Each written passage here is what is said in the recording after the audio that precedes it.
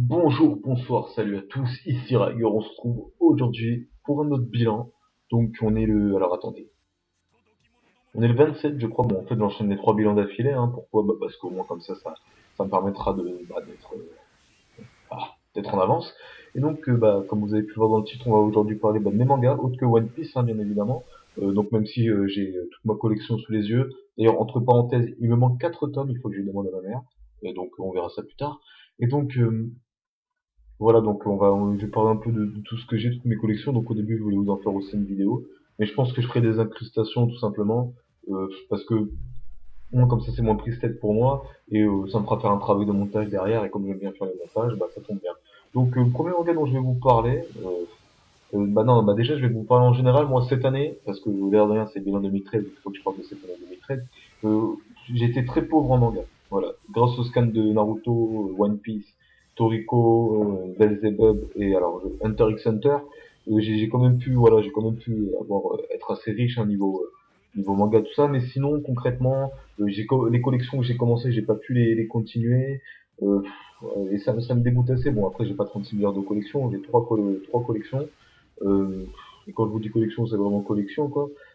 Et ça m'a dégoûté, j'ai pas pu. En plus, c'est des mangas que ça change vraiment de One Piece, de Naruto, tout cet univers-là, c'est plus le même du tout. Et donc, ça me dégoûte un peu de pas avoir pu continuer ces séries parce qu'en plus, je les adore. Je crois que j'ai une dizaine alors, non, j'ai une série, ouais, je crois que j'ai une dizaine de mangas de retard. Bon, mon chat est venu casser les couilles, hein, mais vraiment casser les couilles, quoi. Donc, je disais, ouais, donc j'ai une dizaine de mangas de retard sur une série. Et l'autre, ça doit être 2 3 4 tomes, hein, ça doit pas être grand chose. Et alors, ah bah la troisième, non, et la troisième, je suis très loin derrière. J'ai que les 5 premiers pour vous dire. Et donc voilà, donc on va commencer. Alors déjà, je vais parler un peu des mangas un peu autres que One Piece, qui sont assez célèbres. On va commencer par Naruto, Bleach, hein, voilà. Donc personnellement, voilà, bah, les événements en cours dans Naruto pour cette année 2013, franchement, j'ai trouvé que c'était très pauvre. Parce que il y a pas mal de scans en fait qui sont vides, mais dans le sens où, par exemple, c'est des échanges de coups. T'as 20 pages d'échanges de coups, mais je veux dire, ça avance pas, le combat est pas époustouflant. Je pense notamment au dernier en date auquel je pense, quand les 9 démons là s'attaquent à Madara. J'ai trouvé qu'en fait c'était assez vide, hein, il y a vite fait du blabla, mais c'est creux. Ensuite on a aussi le speech avec comment ça s'appelle, avec Toby. Donc je dis Toby, hein, pour ceux qui sont en retard, hein. Euh, voilà quoi, c'était chiant. Je veux dire, je pense pas que c'était maintenant qu'il fallait faire le moment émotion quoi. Je veux dire, c'est fallait bien au bout d'un moment qu'il y ait ces moments d'émotion parce qu'il était un peu dans sa période de folie. Et je sais pas si cette phrase existe, mais Dieu pardonne la folie des hommes s'ils s'en rendent compte. Je crois que je suis en train d'inventer une phrase pour faire genre. Mais c'est pour dire, ouais, voilà, il a vu son amour se faire tuer par son meilleur ami. Il a des raisons d'être un peu deg, quoi. Mais bon, bref. Mais ça, j'avais déjà dit dans notre vidéo. Et donc voilà, les événements Naruto. Voilà. Ensuite, Bleach, bah, je regarde pas Bleach, tout simplement. Même si c'est un manga que j'adore pour le côté baston, je trouve que les scénarios, ça c'est de la merde. Et donc du coup, je prends même pas le temps de m'arrêter sur un scan. Et comme j'ai vu qu'il y avait pas mal de blabla dans les scans, là, parce que je voulais m'y remettre, hein, pour vous dire, moi, j'ai arrêté au cinquième tome, pour vous dire. Après, j'ai survolé l'anime. J'ai regardé quelques bastons de temps en temps. Et, euh, et voilà, donc la dernière baston que j'ai vue, c'était Ichigo contre l'autre, là, la même car qui est léopard, mais qui se bat comme une ballerine, pas pour dire une tapia, mais vraiment il tourne en rond. Après, il fait des sortes de griffes bleues, je sais plus trop quoi. C'est assez classe, mais bon, c'est que moi dans Bleach, ce que j'aime pas, c'est vraiment le côté baston, du style, je suis plus fort que toi, comme je disais pour One Piece, hein, dans mon autre bilan, c'est vraiment le mec, le coup, je suis plus fort que toi, non, c'est moi le plus fort. Ah bon, ah oui, t'as raison, ah, puis je suis mort, voilà, c'est vraiment dommage. Et donc, du coup, je regarde pas, voilà. Ensuite, un autre manga, voilà, bon, Fairy Tail. Fairy Tail, je trouve que c'est un manga qui est à chier, c'est un manga à chier.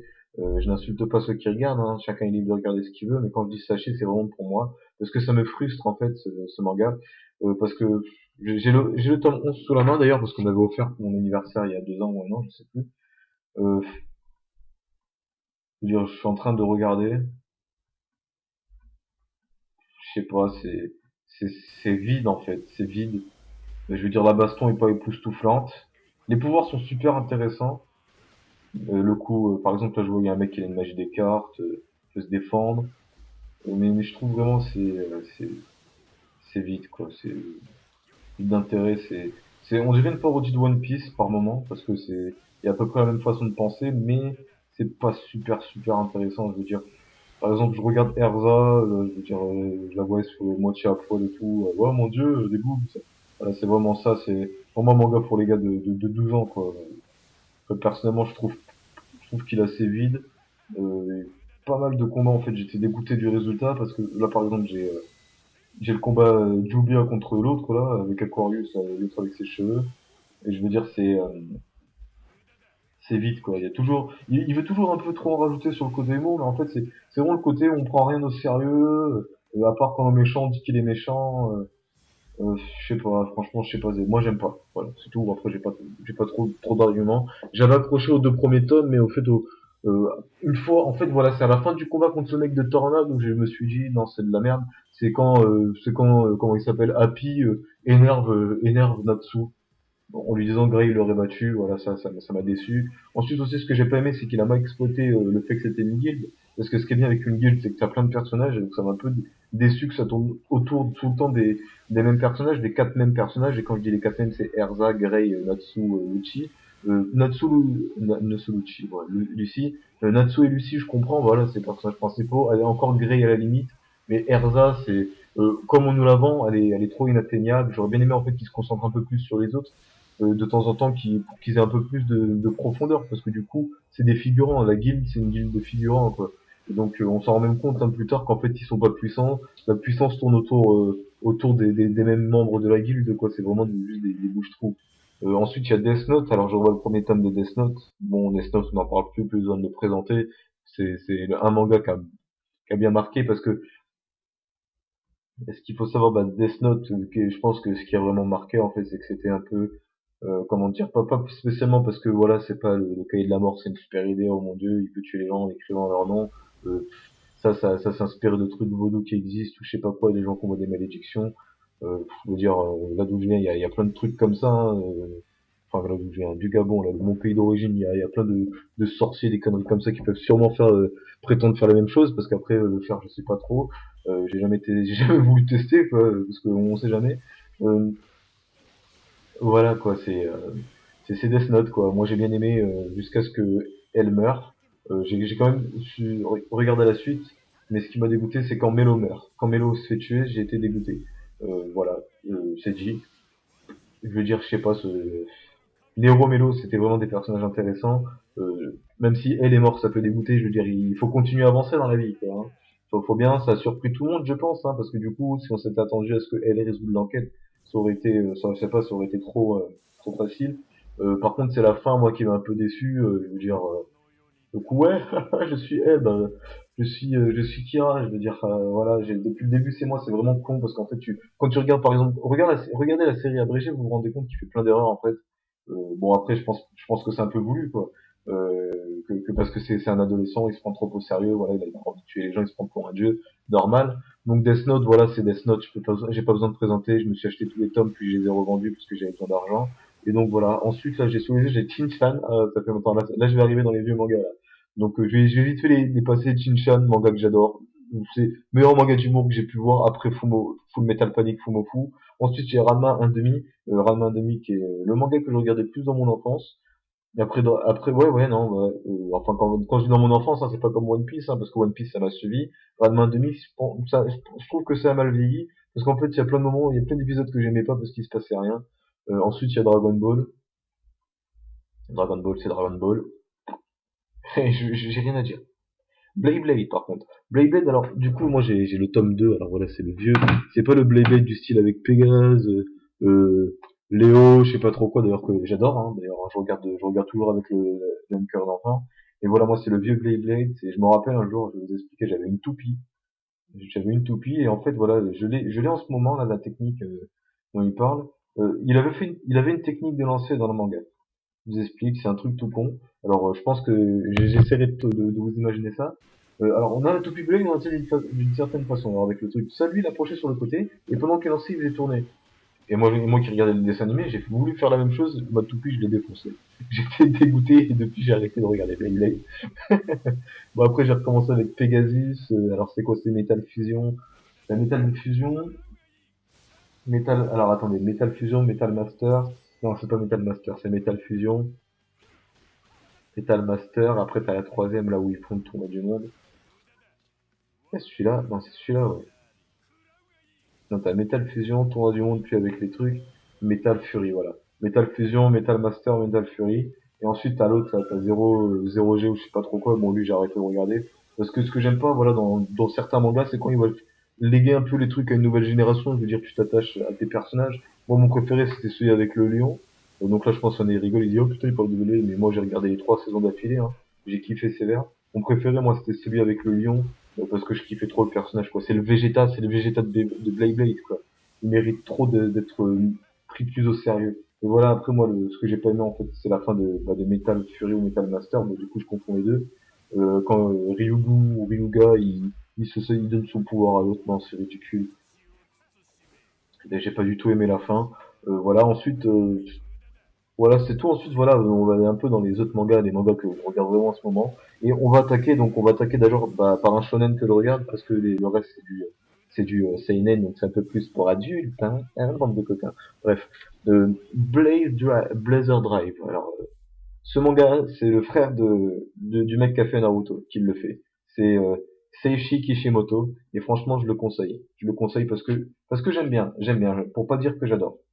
Euh, J'aime bien, ça, bah, il y a quelques clins d'œil, on peut remarquer quelques petits clins d'œil, hein, si on regarde Naruto, on peut voir quelques points communs, mais ça a rien à voir, ça a vraiment rien à voir. C'est complètement différent, le monde dans lequel ils sont est complètement différent, les codes sont pas les mêmes. En fait, on a plus l'impression que c'est un Naruto qui se retrouverait à la place de Sasuke entre guillemets. Mais voilà, ensuite c'est quand on se dit c'est le frère, on essaie toujours de comparer. Mais je pense que voilà, si tu regardes ce manga en disant ouais c'est pas le frère de l'autre qui l'a fait, tu retrouveras aucune ressemblance.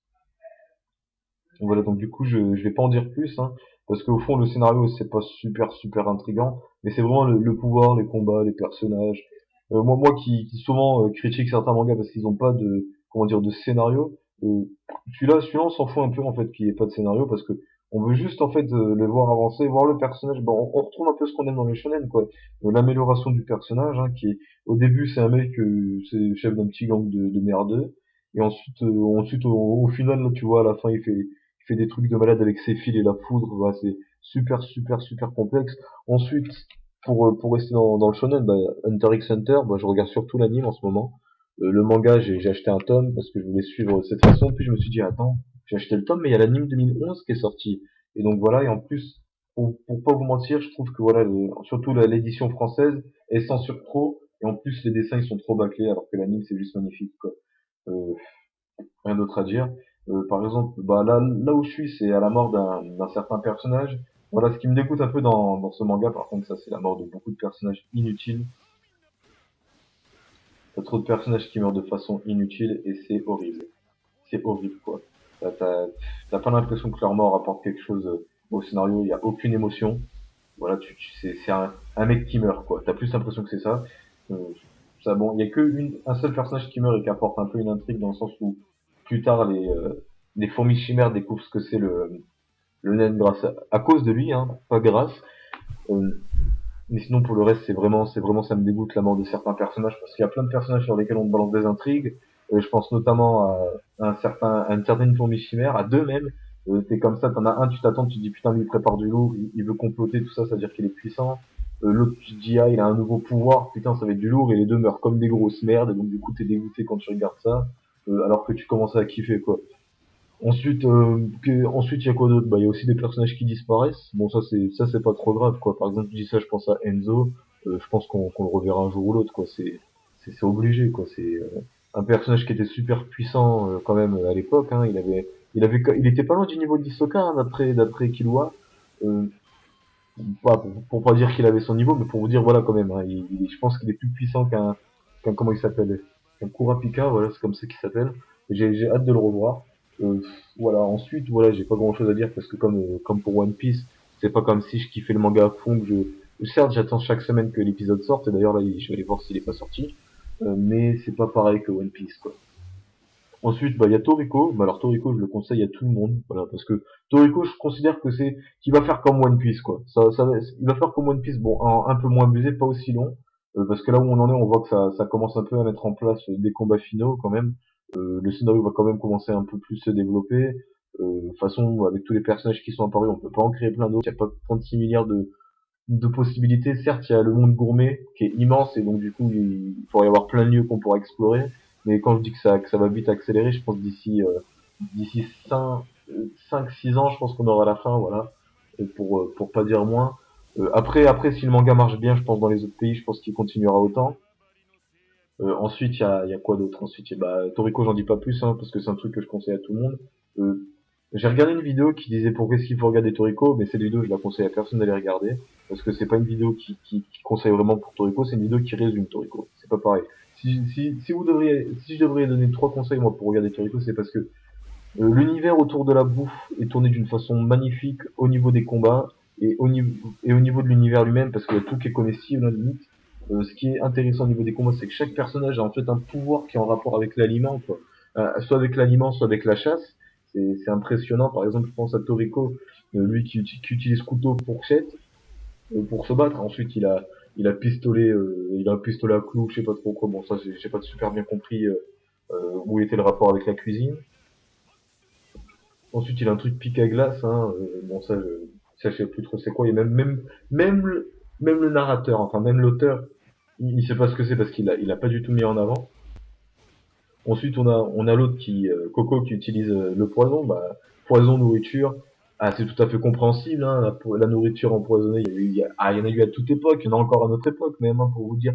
Le poison, ça tourne autour de la nourriture, hein. C'est souvent comme ça que l'humain marche, hein, quand on utilise du poison, hein, il injecte dans la nourriture. Ensuite, on a Samy, lui, qui utilise le toucher, parce qu'ils sont aussi par rapport aux 4 sens. Lui, il utilise son toucher parce que l'autre c'est la vision, Coco parce qu'il est capable de voir les ondes électromagnétiques pour voir l'avenir. L'autre Sani, il utilise son toucher qui lui permet en fait de tracer n'importe quel animal, quoi. Et ensuite, il utilise une attaque qui s'appelle poil à frire. En fait, c'est comme quand on jette quelque chose en l'air avec une poêle à frire. Bah lui, son attaque se base sur ce mouvement pour vous dire quand même, pour vous dire quand même où le mec est parti chercher le pouvoir. Parce qu'en gros, il renvoie l'attaque quoi, dans le style. Ensuite, on a le plus badass, mais même c'est pas mon préféré, Zebra qui utilise Louis. Et voilà, c'est un chasseur quand on s'approche, c'est Westbrook, hop, la fin de l'histoire. Et donc voilà, après, ça tourne autour de tout ça, l'univers, t'as même des cuistots, d'autres qui se bat avec l'huile, l'autre qui se bat avec des brochettes. Bon, ensuite, on a un autre qui se bat avec la poudre. Bon, je trouve que là, ce personnage, mais je veux dire, le pouvoir, je trouve pas qu'il a un rapport spécifique à la cuisine, en fait. Encore couteau, fourchette, chasse et tout le reste de la chasse, c'était bien, mais l'électricité, voilà, c'est alimentation de cuisine, mais je veux dire, on n'y aurait pas pensé, quoi. Ensuite, voilà, bah, c'est à peu près, ouais, j'ai fait le tour. Ensuite, un autre truc, bah, si vous aimez Monster Hunter, c'est un Monster Hunter en manga, parce que le manga Monster Hunter, je trouve que c'est de la merde. Si tu kiffes Monster Hunter, regarde Toriko. Regarde Toriko, ça te fera plus penser à Monster Hunter que le manga Monster Hunter. Voilà, et voilà, c'est tout ce que j'ai à dire. Ensuite, on va passer à Belzebub. Alors, Belzebub, je le conseille pas spécialement. Alors, pourquoi? Bah parce que je trouve qu'il est vide. Voilà. Moi, je suis dégoûté à chaque fois que je regarde un scan. En plus, je me suis regardé un scan juste avant parce qu'il y a deux personnages que j'adore, Kanzaki et Imegawa, mais ils sont jamais bien mis en avant. Mais jamais, ils sont toujours. Sont- Encore Imegawa, ça va, c'est étant donné qu'il est un peu en mode stratège. Voilà, ça peut le faire, mais c'est vraiment Kanzaki qui est celui que je trouve qui a le plus de charisme après Tojo. Euh, je trouve c'est dommage la façon dont à chaque fois il est là, ouais, je vais te défoncer, en fait il se fait péter la gueule comme une grosse merde, alors que je trouve que c'est un des personnages les plus charismatiques. Voilà, et à chaque fois tu regardes, en fait, on te vend du combat de malade. Bah, comme je dis pour One Piece, t'es là en mode, oh putain, ils vont se taper dessus, et en fait tu regardes le combat, tu dis, c'est de la merde. Et voilà, voilà. Donc je conseille pas spécialement, mais c'est pour dire, voilà, je le regarde.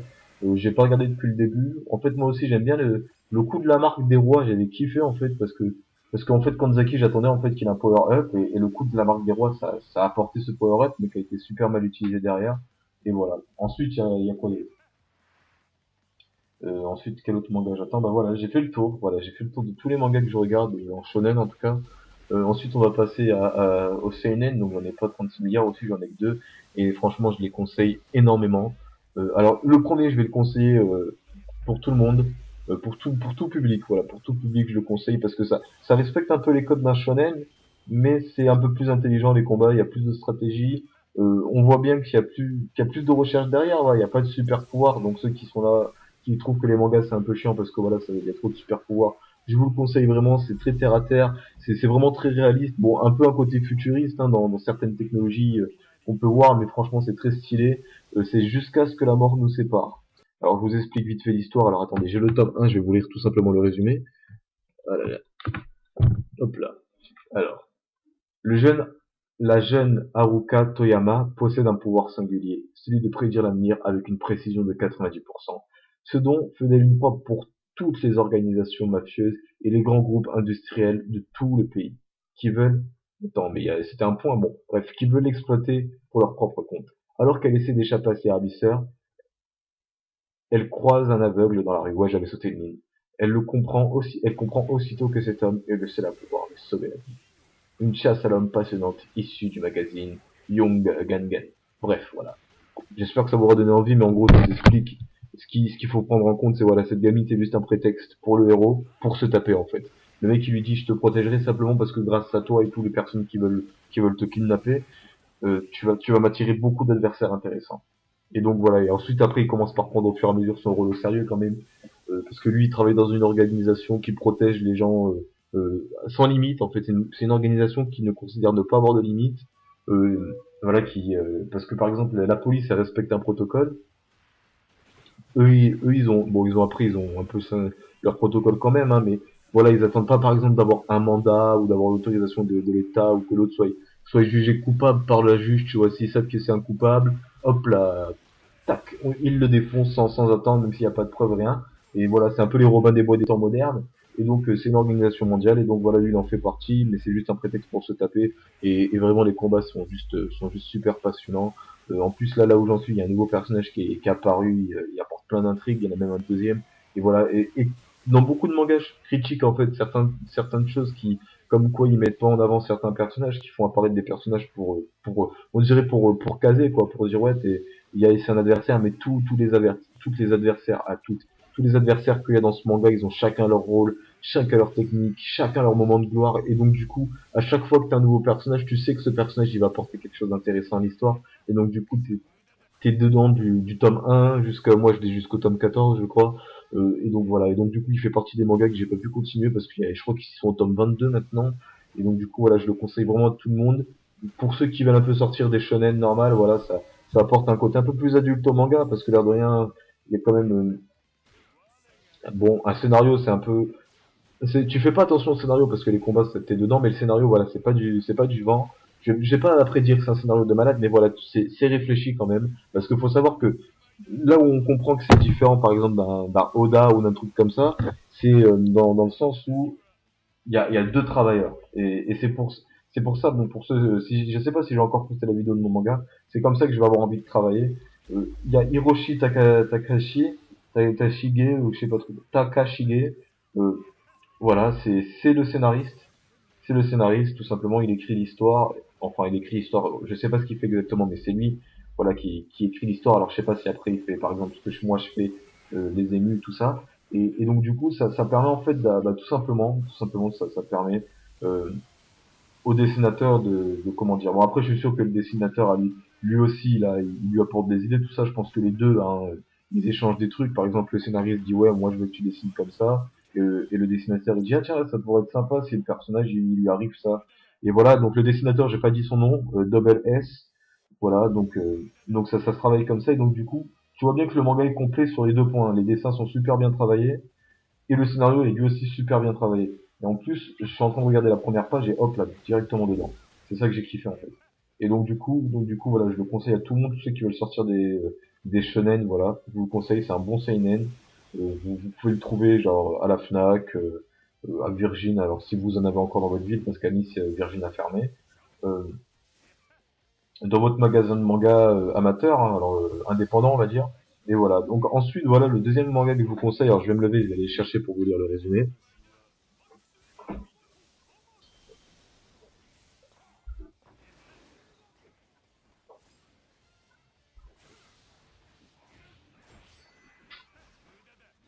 Voilà, donc celui-là, je le conseille à ceux qui ensuite qui vont kiffer les seinen, parce qu'il va apporter, parce que c'est un eishi, seinen, c'est un bon mélange. À l'époque, n'allez pas croire que voilà que c'est un truc où un truc de cul où des lycéens se parlent et se draguent et se touchent les tétons, des conneries comme ça. Non, c'est vraiment ça tourne autour d'un autre univers. Et le résumé, c'est pour maintenant.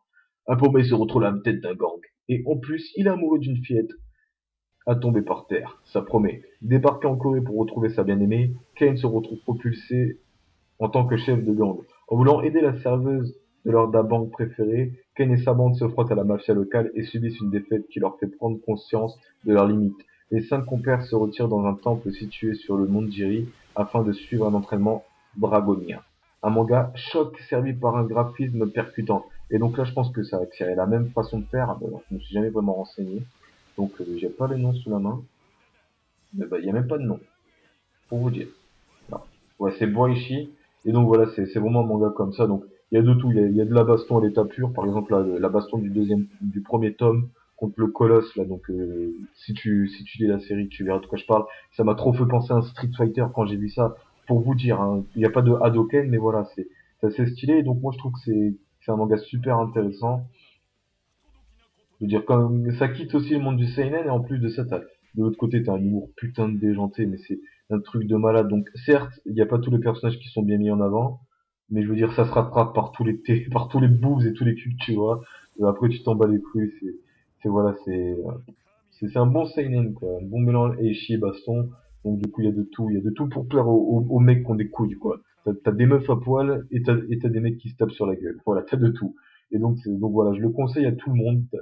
Enfin pas tout le monde, voilà, je le conseille vraiment ensuite à ceux qui sont assez quand même assez matures, voilà, parce que faut pas ensuite le prendre à la légère. C'est pas un GTA, l'air de rien, c'est pas de la violence gratuite 100%. T'as pas mal de trucs assez chauds quand même. T'as quand même, voilà, je vais pas dire ce que si je vais dire, parce que sinon si je dis pas, je vais me sentir coupable. Le mec va dire ouais, si c'est pas pire, mais t'as du viol, t'as de la prostitution, voilà, c'est un GTA sérieux quoi. T'as de tout. Et donc voilà, je le conseille à tout le monde. Il y a même 2 tomes, je crois, il y a même 2 tomes, alors je sais plus lesquels, qui sont tournés seulement sur le côté Eishi. Pour vous dire, il n'y a pas de baston pendant un tome entier. Et donc du coup, bon, moi j'ai bâclé ce tome parce que l'air de rien, moi j'ai, mais même si voilà, même si ça me fait de l'effet, hein, je vais pas vous mentir. Je trouve, c'est pas ce qui m'intéresse dans le manga, en fait, ce qui m'intéresse vraiment le côté gang, mecs qui se tapent dessus pour résoudre leurs problèmes à l'ancienne, quoi. Et les dessins, voilà, les dessins aussi. euh, je veux dire, j'aime bien le mélange entre les dessins super bien faits, super détaillés, voilà, enfin pas super détaillés aussi abusés, mais des dessins quand même putain de través, et 2 3 pages plus tard, t'as des gueules de merde, faudrait que vous regardiez, donc je pense que je vous illustrer ça, et donc voilà, j'ai fait mon tour des mangas pour cette année, donc d'ailleurs ce manga-là, j'ai pas pu le continuer cette année, je suis dégoûté parce que j'adore, et donc j'en dis pas plus, hein, bien évidemment. Hein. Moi, je suis là vraiment pour vous conseiller, pour ceux qui savent pas quel achat ils vont faire, parce que voilà, moi, j'aime pas après, voilà, parce que ce que j'aime bien dans les seinen, faut savoir, c'est différent des shonen, dans le sens où les shonen, ça a toujours les mêmes codes, toujours, alors que les seinen, ça, c'est moins commercial qu'un shonen, voilà.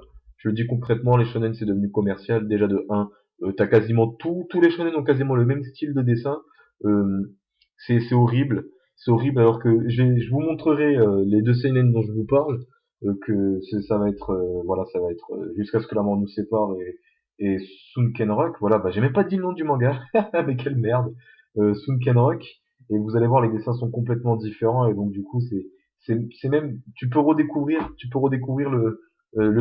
voilà, c'est vraiment un style différent, je considère que les mecs qui font les seinen sont plus libres que les mecs qui font les shonen, parce que les shonen, je pense qu'ils doivent respecter un quota, un code, tout ça.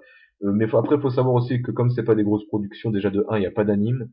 C'est rare qu'on ait un seinen qui passe en anime. D'ailleurs, moi, j'ai même pas fait attention, j'ai même pas cherché. Enfin, et c'est là où c'est bien, parce que je soupçonne les shonen de bâcler le manga pour laisser l'anime se compléter, parce que quand je regarde un seinen, je pense que si un jour il y en a un qui se passe en anime, bah limite l'anime est inutile. L'anime c'est juste un but commercial parce que il y a tout qui est détaillé, il y a tout qui est détaillé quand tu regardes le seinen par exemple, quand il prend son arme, tu vois bien, voilà, il la met sur le teco, tu vois bien. Euh, je sais pas, il y a tout qui est bien. Bon, il y a quelques scènes qui pourraient se rajouter, par exemple de moments de baston, plus d'échanges de coups, mais vraiment c'est très complet. Alors que parfois t'as l'impression que les shonen ils bâclent dans le sens où par exemple bah, Smoker One Piece, ces combats ont été bâclés, et dans l'anime ils ont rajouté ce qui avait été bâclé. Donc voilà. Ensuite j'en ai un troisième que j'avais zappé, donc je sais pas où est-ce qu'il se trouve, mais il me semble qu'il est pas super loin de moi. Euh, Bah c'est Overbleed. Alors, ouais, Overbleed, voilà, c'est ça le titre. Donc là, je pourrais même pas vous lire le résumé, je l'ai même pas sous. Ah si, oh là là, je l'ai trouvé. Il était sous mes yeux. Quel abruti. Là, oui, ça fait du bruit. Alors c'est un manga baston, il est en 3 tomes, c'est un one shot et je le conseille à tout le monde. Voilà, pour 3 tomes, ça coûte 7,50, ça te fait un achat de 22 euros, 22,50 €. Ça vaut le coup, je te jure. Donc je te lis le petit résumé. Kei est un lycéen martyrisé quotidiennement par une poignée de camarades, dans l'indifférence générale.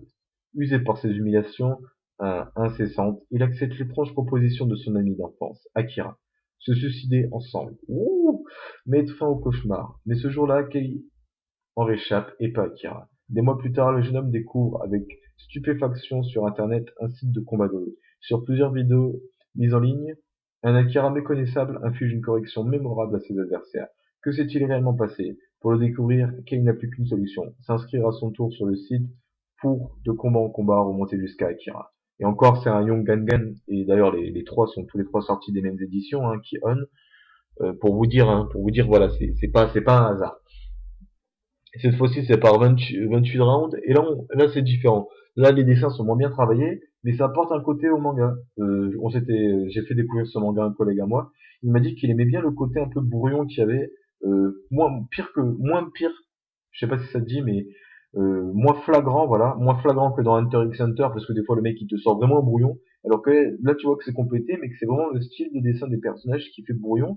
Mais du coup, comme je dis, ça apporte un côté au dessin. D'ailleurs, il y a un seul personnage, je me rends compte, c'est que la meuf qui est bien faite. Il y a une meuf dans le manga, il y a que elle qui est bien détaillée. Après les autres, ouais, voilà, c'est mode brouillon. Et donc voilà, donc je le conseille vraiment à tout le monde. Celui aussi, c'est un one shot, c'est pas super cher. En plus, les combats, voilà, combat de rue, c'est super violent, quoi. Voilà, c'est du lourd. Si tu veux acheter un truc pour le combat, voilà, tu t'achètes ça. En plus, avec un collègue, en plus, on avait pété un câble au bout d'un moment. Je pense qu'on avait déconné, hein, tous les deux. On était un peu sérieux, mais on déconnait vraiment à la base. On s'était dit, viens, on fait la même chose, viens, on organise des combats de rue, on fait des paris. Pour vous dire, voilà, le manga, il nous a fait kiffer sur le coup. Et donc voilà, donc j'ai fait le tour de mes mangas de cette année. Enfin bon, même si Overbleed, Sunkenro, tout ça, ça date quand même de 2 ans. Donc voilà, je pense que je me ferai la même chose l'année dernière. Euh, et donc voilà, c'est tout. J'ai fait le tour. Bah, comme d'habitude, ça fait une bonne demi-heure de vidéo. Et donc voilà, donc j'espère que ça vous aura donné des bons conseils. Voilà, des petits cadeaux de Noël pour vous. Si vous n'avez pas un budget nécessaire, vous achetez 3 tomes. Voilà, vous prenez un billet de 20, vous achetez vos 2 tomes. Et voilà, vous êtes satisfait. Vous avez de bonnes 2 heures de lecture. Moi, je vous conseille surtout les 3 derniers. Blazer Drive, voilà, franchement, si t'as entre 12 et 16 ans, Blazer Drive. Si t'es un peu plus vieux, je te balance ça, je te propose ces seinen là, parce que comme je t'ai dit, voilà, tu sens bien que les artistes sont libres, ça respecte aucun code.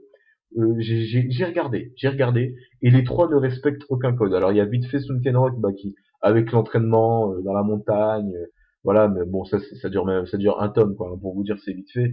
Euh, mais ça respecte vraiment aucun code spécifique. Je veux dire, on voit qu'ils ont chacun leur délire, pas spécialement un délire humoriste, hein, quand je dis ça, mais ils sont chacun dans leur monde, dans leur univers. J'ai lu les trois résumés, vous me direz si vous trouvez qu'il y en a un qui se ressemble, franchement. Bon, certes, après il y a côté organisation, mais ça c'est dans tous les scénarios de tout du monde entier, t'as toujours de l'organisation. Naruto, organisation ninja. One Piece, organisation Baroque Works. Bleach, Soul Society. Voilà, je pourrais te faire tout. Tous les mangas, ils ont leur organisation secrète. C'est un grand cliché. D'ailleurs, bah, dans le manga que j'ai fait, enfin que j'imagine, il y a pas vraiment d'organisation secrète. C'est plus des branches de l'armée, mais bon, voilà, c'est quand même ça, quoi. C'est quand même ça. Et donc voilà, donc c'est la fin de ce bilan 2013 sur mes mangas. J'ai pas autre chose à rajouter, à part que le meilleur manga au monde, c'est One Piece. Et donc voilà, je vous souhaite bonne journée, bonne soirée, bon après-midi, bonne fête, etc. On se retrouve la prochaine fois pour un prochain bilan.